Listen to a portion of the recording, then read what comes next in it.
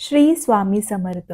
कशा तुम्ही सर्व? तुम्हा सर्वांचा माझ्या ब्लॉगमध्ये खूप खूप मनापासून स्वागत आहे. तुमचा आजचा दिवस खूप छान, आनंदाचा आणि आरोग्यदायी जाओ ही स्वामींचरणी प्रार्थना. 12 डिसेंबर 2024 म्हणजे येत्या गुरुवारी आपला मार्गशीर्ष महिन्यातील दुसरा गुरुवार आहे. 12 डिसेंबरला दुसरा गुरुवार आहे. तर आपण मागच्या व्हिडिओमध्ये बघितलेलं की मांडणी कशी करायची आहे, त्याच पद्धतीने आपल्याला मांडणी करायची आहे. ज्या सेवा मी तुम्हाला सांगितलेल्या आहेत त्या सेवा तुम्हाला करायच्या आहेत. सेवा तुम्ही दिवसभरातून कधीही करू शकता. मार्गशीर्ष गुरुवारच्या सेवेमध्ये काही बंधन नाहीये. हां, आपण जेव्हा दत्त महाराजांची सेवा करतो, जसं येणाऱ्या शनिवारी म्हणजे 14 डिसेंबरला दत्त जयंती आहे. तर ज्यांचे गुरुचरित्राचे पारायण, स्वामीचरित्राचं पारायण चालू आहे, तर दत्त महाराजांची सेवा आपण 12 ते 12:30च्या मध्ये करत नाही. मार्गशीर्ष गुरुवारची सेवा आपण दिवसभरातून कधीही करू शकतो. त्याला काही बंधन नाहीये. दत्त महाराजांची सेवा आपण 12 ते 12:30च्या मध्ये करत नाही. माता लक्ष्मीची सेवा, विष्णुदेवांची सेवा आपण 12 ते 12:30च्या मध्ये करू शकतो. फक्त दत्त महाराजांची सेवा आपले स्वामीचरित्र पारायण असो, गुरुचरित्र पारायण असो, स्वामींची सेवा, दत्त महाराजांची सेवा आपण 12 ते 12:30च्या मध्ये करायची नाहीये. तुम्ही 11:45 पर्यंत दत्त महाराजांची सेवा करू शकता. 12 ते 12:30 नाही करू शकत, कारण त्यावेळी त्यांचा दत्त महाराजांचा भिक्षेचा टाइम असतो. तर आता मी तुम्हाला जी सेवा सांगते, महालक्ष्मी अष्टकम, कुमकुम अर्चन, ही खूप उच्च कोटीची सेवा आहे. ही तुम्हाला करायची आहे. ही खूप सुंदर सेवा आहे. मार्गशीर्ष महिन्यात आवश्यक आपल्याला ही सेवा करायची असते. ही जी सेवा मी आता तुम्हाला सांगणार आहे, ती तुम्हाला ह्या दुसऱ्या गुरुवारी नाही जमलं तरी तुम्ही तिसऱ्या किंवा चौथ्या गुरुवारी सुद्धा तुम्ही ही सेवा करू शकता. काय करायचंय, माता लक्ष्मीला आणि आपल्या कुलदेवीला लवंग हे अतिशय प्रिय आहे. शारदीय नवरात्रीमध्ये जसं आपण घटाला 9 माळी अर्पण करत असतो, त्यातील एक लवंगाची माळ आपण जेव्हा कुंकुम अर्चन करत असतो तेव्हा सुद्धा आपण लवंग अर्पण करत असतो. लवंगाचं सुद्धा अर्चन करत असतो. म्हणजेच काय, देवीच्या ज्या प्रिय वस्तू आहे त्या देवीला आपण अर्चन करत असतो. तिचा मंत्र जप करून ते देवीला आपण अर्चन करत असतो. म्हणजे ती गोष्ट देवीला अर्पण करणं.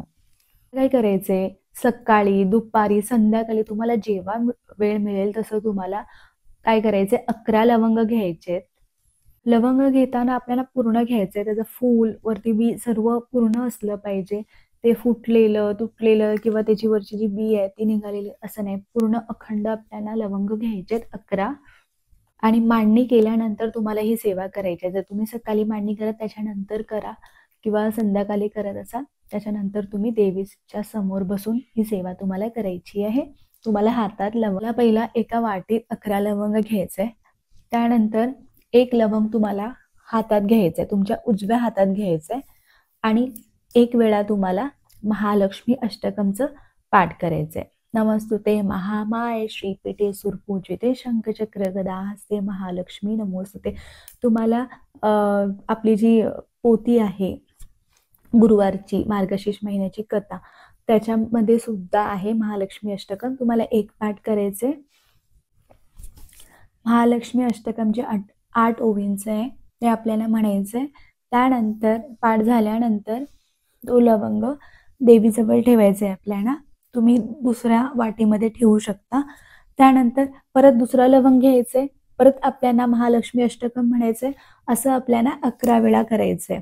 11 लवंगाचा हा उपाय. 11 वेळा आपल्याला महालक्ष्मी अष्टकम म्हणायचंय आणि तो लवंग देवीजवळ एक वाटीत तुम्ही दुसऱ्या वाटीत ठेवू शकता. आता तुम्ही म्हणाल की 11 लवंग एकदाच घेऊन आपण 11 वेळा महालक्ष्मी अष्टकम म्हणू शकता का, म्हणजे पाठ करू शकता का? तर नाही, कारण प्रत्येक लवंगाचा त्यांचा एक मान आहे.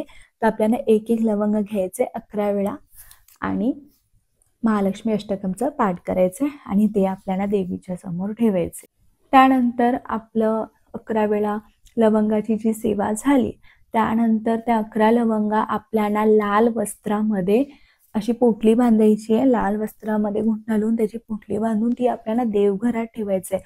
पूर्ण मार्गशीर्ष होईपर्यंत आपल्याला ती देवघरात ठेवायचं आहे आणि रोज आपल्याला जसं आपण देवाला धूप दीप ओवाळतो तसं त्यांना धूप दीप दाखवायचे. जर तुमच्या देवघरात जागा नसेल तर तुम्ही तुमच्या तिजोरीत ठेवू शकता. तिजोरीत जिथे तुमचं कपाट आहे तिथे ठेवू शकता तिजोरीत. तिजोरी म्हणजे कपाट सुद्धा आपली लक्ष्मीच आहे. कपाट पण लक्ष्मीच असते. तर कपाटात जरी ठेवलं तरी रोज तुम्हाला जसं आपण पूजा करतो, धूपदीप दाखवतो तसं तिथे आपल्या तिजोरीजवळ पण धूपदीप दाखवायचंय. असं आपल्याला संपूर्ण मार्गशीर्ष महिना ती पोटली ठेवायची आहे. आता मार्गशीर्ष महिना झाल्यानंतर काय करायचंय?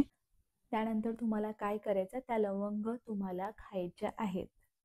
सगळ्या लवंग तुम्हाला काढायचे आणि त्या तुम्हाला खायच्या आहेत. लवंग खाणं सुद्धा तुम्ही वैज्ञानिक सायंटिफिक दृष्टीने पाहिलं तर ते सुद्धा आपल्या शरीरासाठी खूप चांगलं आहे. तर बघा ह्याला त्याला देऊ नका. घरातल्यानी प्रत्येकाने एक एक किंवा दोन दोन असं खा. आता थंडी पण आहे, ही आता थंडी पण खूप वाढली तर आपल्या शरीरासाठी सुद्धा ती खूप चांगली आहे.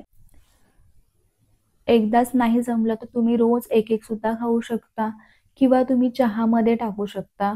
भाज्यांमध्ये नाही टाकायचे, कुठल्याही भाज्यांमध्ये नाही टाकायचे, कारण आपण जे तिखट पदार्थ बनवत असतो तर चहामध्ये तुम्ही टाकून पिऊ शकता किंवा असंच तुम्ही रोज एक एक खाल्लं तरी चालेल. जरी तुमच्या घरात कोणी खात नसेल तरी तुम्ही रोज एक एक खा किंवा चायमध्ये टाकून पिलं तरी चालेल. बघा ह्याने काय तुम्हाला खूप काही भेटणार असं मी अजिबात म्हणत नाहीये, पण ज्या ज्या घरात नित्यसेवेमध्ये महालक्ष्मी अष्टकमचं पाठ केलं जातं त्या घरात कायमची दारिद्र्यता जाते, नकारात्मकता जाते, त्या घरात सुख, शांती, समाधान नांदते. पैसा म्हणजे लक्ष्मी नाही, लक्ष्मी 8 प्रकाराची असते. धनलक्ष्मी, धान्यलक्ष्मी, संतान लक्ष्मी, ऐश्वर्य लक्ष्मी. तर ह्या ज्या 8 लक्ष्मी आहेत ना ते घरात स्थिर राहतात. माझ्या घरात जी काही लक्ष्मी आहे ती चिरकाळ माझ्या घरात टिकावी. करोड रुपये असून नंतर ते नाहीच होणं. आता खूप सारे उदाहरण आहेत. खूप सारे काही लोकांना प्रॉब्लेम असतात. ज्यांच्या घरात खूप गाडी, घर वगैरे सर्व असतं. मग अशी कधीतरी प्रॉब्लेम्स येतात ज्यामुळे आपल्याला गाडी विकावी लागते किंवा स्वतःचं घर सोडून भाड्याने राहतात. असे खूप काही प्रॉब्लेम असतात. मग फायनान्शियल प्रॉब्लेम्स असतात. तर मला असं वाटतं ना, भरपूर पैसा असण्यापेक्षा जी आपल्या घरात लक्ष्मी आहे ती चिरकाळ टिकावी. लक्ष्मी समोर नेहमी झुकून राहावं, कारण लक्ष्मी आज आहे तर उद्या नाही. जिथे माज केला जातो ना त्या घरातून लक्ष्मी जातेच. म्हणून देवीला मला खूप दे असं कधीच म्हणू नका. माझ्या घरात तू आलेली आहेस, माझ्या घरात चिरकाल तू स्थिर राहा. माझ्या घरातील प्राप्त लक्ष्मी स्थिर राहू दे आणि ना अखंड लक्ष्मी प्राप्ती होऊ दे. म्हणून ह्या सेवा तुम्हाला करायच्या असतात.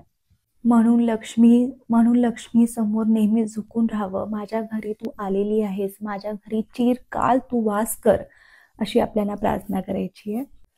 म्हणून ना ज्या घरात मुली, सून, लेकी खळखळून हसतात ना, ज्या घरात स्त्रीला मान दिला जातो ना त्या घरात अखंड लक्ष्मी वास करते. अनंत काळ अखंड लक्ष्मी वास करते. ही 11 लवंगाची सेवा झाल्यानंतर सुद्धा आपल्याला 16 वेळा महालक्ष्मी अष्टकमचं पाठ करायचंय दर गुरुवारी. जरी 16 वेळा महालक्ष्मी अष्टकमचं पाठ नाही जमलं, एकदा म्हणा. त्यानंतर ओम श्री महालक्ष्मी नमः, ओम श्री महालक्ष्मी नमः या मंत्राचा जप केला तरी चालेल. जेव्हा आपण कळसाची स्थापना करतो ना माता लक्ष्मीच्या स्वरूप, त्या कळसाच्या समोर सुद्धा आपण 1 लवंग किंवा 5 लवंग किंवा 11 लवंग असं आपण ठेवलं तरी चालेल. असं लवंग ठेवून आपल्याला 11 वेळा किंवा 21 वेळा किंवा 51 वेळा किंवा 108 वेळा आपल्याला महालक्ष्मीचं बीज मंत्र म्हणायचं आहे. ओम श्रीं ह्रीं श्रीं कमले कमलाय प्रसिद्ध प्रसिद्ध ओम श्रीं ह्रीं श्रीं महालक्ष्मी नमः ह्या मंत्राचा आपल्याला जप करायचा. आणि जेव्हा पण आपण लवंग अर्पण करतो ना तर लवंगाचा जो फूल आहे ना, म्हणजे वरचा भाग जो असतो, फूल आहे तो नेहमी आपल्याकडे असावा, अशा पद्धतीने आपल्याला लवंग अर्पण करायचे. आपल्या प्रत्येकाच्या घरी श्रीयंत्र आहे. श्रीयंत्रावरती सुद्धा आपण 1 लवंग, 11 लवंग अर्पण करू शकतो. तर माता लक्ष्मीला लवंग हे खूप प्रिय आहे. तर हे 11 लवंगाचा उपाय तुम्ही नक्की करा. व्हिडिओ आवडल्यास व्हिडिओला लाईक करा, शेअर करा आणि सबस्क्राईब करा. पुन्हा भेटूया अशाच नवीन व्हिडिओसोबत. तोपर्यंत सर्वांना बाय आणि सर्वांना श्री स्वामी समर्थ.